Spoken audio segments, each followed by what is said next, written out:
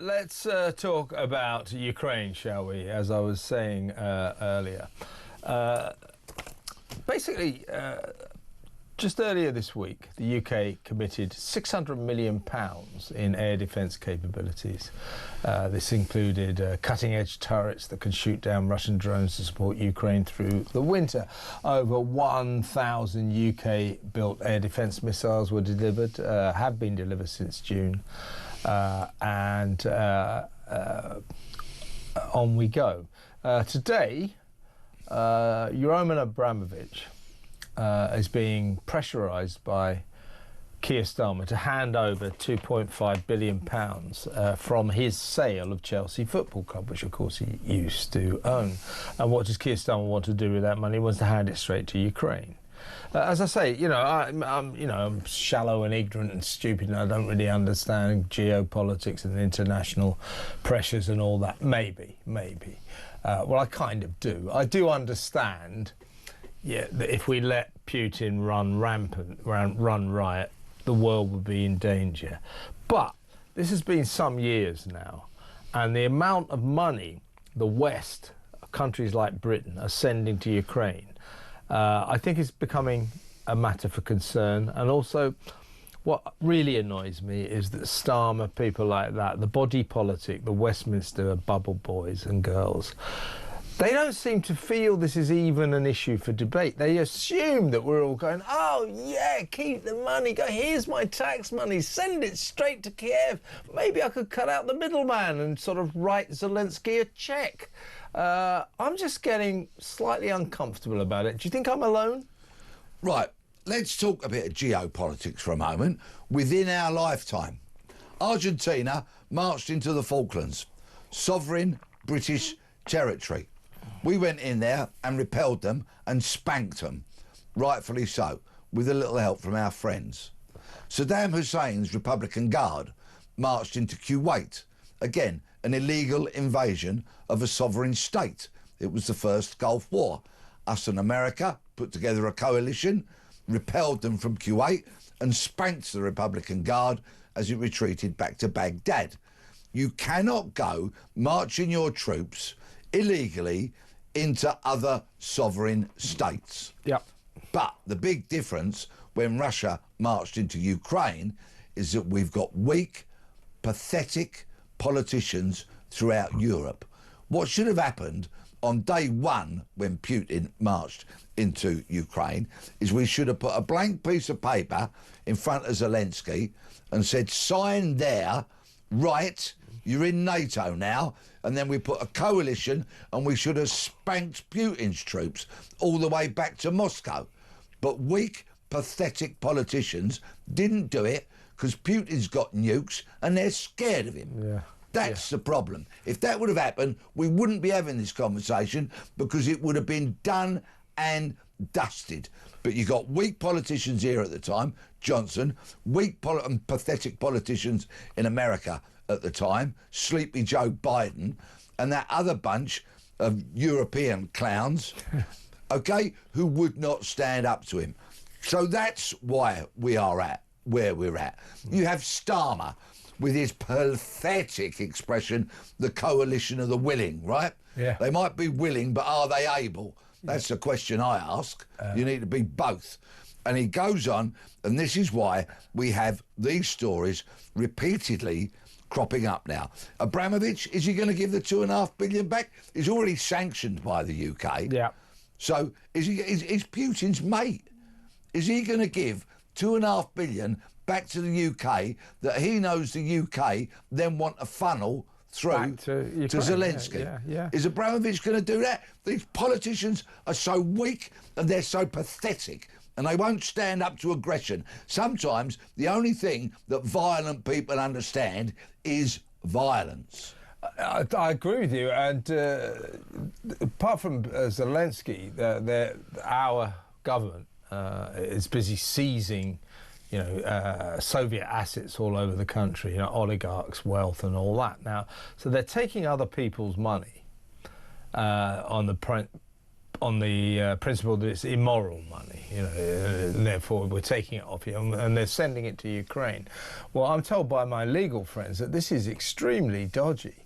This amounts to kind of official theft, and that coming down the pipeline, there could be a mass of very serious legal actions against this government. But, as I say, I totally understand it. My position is difficult, I suppose.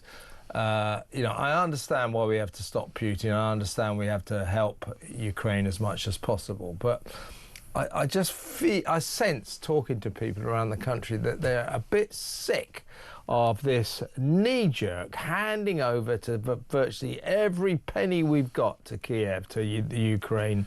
And people are going, well, what about us? People are hurting at the moment. I completely get that people would be weary of us forever shoveling huge amounts of money in Ukraine's direction.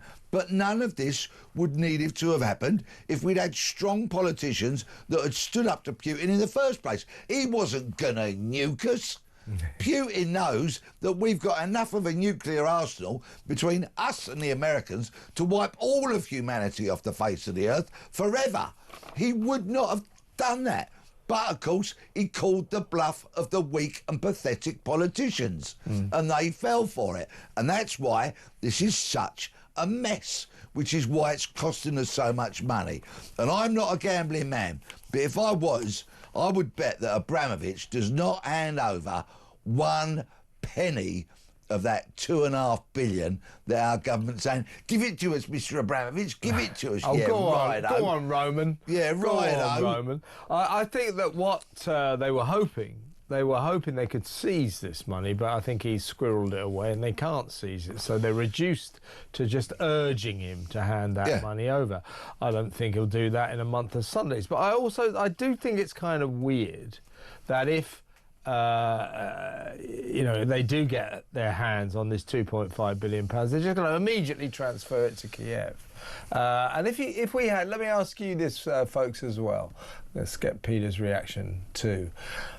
If we had a referendum on this tomorrow among the people of Britain, should we carry on spending billions and billions of pounds on Ukraine, sending more and more money, 600 million earlier this week, of taxpayers' money to Ukraine? What do you think the result of that referendum would be? I'm terrified if it ended up 52% to 48%. Don't do that again. I'm haunted by referendums. Yeah. I'm not entirely sure that they're the best thing we could possibly hold. Yeah. It would be very interesting to see, and I perfectly get the standpoint of people who are weary of it, whose patience is wearing a little bit thin.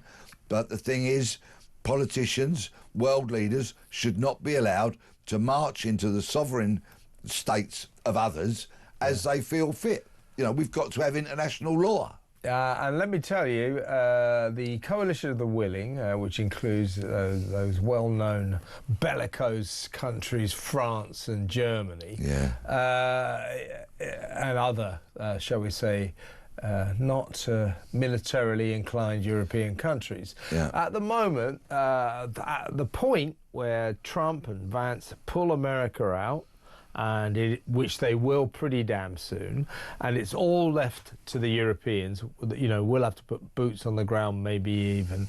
Let me tell you, Pete, within a very short space of time, the European coalition of the willing will become the coalition of the unwilling.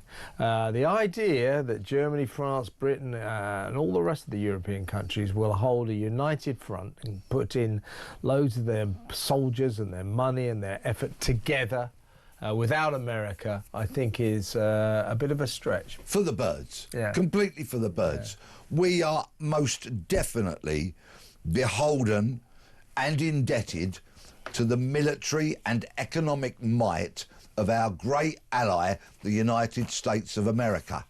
A wonderful place, as its problems, which country doesn't? But in terms of having a very important ally, America is it. NATO, without America, would get blown over by the wind, let alone Putin's forces. And that's the problem. This coalition of the willing, this is being formed hastily because Trump, of quite rightly said, listen, you know, you've just for the past, you know, since the 1960s, you've been relying on America. In fact, since the Second World War, we've been footing the bill for the defence of Europe. We're not going to do it anymore. And all of the European nations are sort of reeling in shock. Oh my God, you mean we've got to defend ourselves? Oh my God, do you mean we have to help Ukraine on our own? That's only going to cost us even more, folks.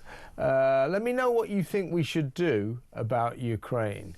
I mean, should we carry on just unquestioningly handing over millions, billions of pounds?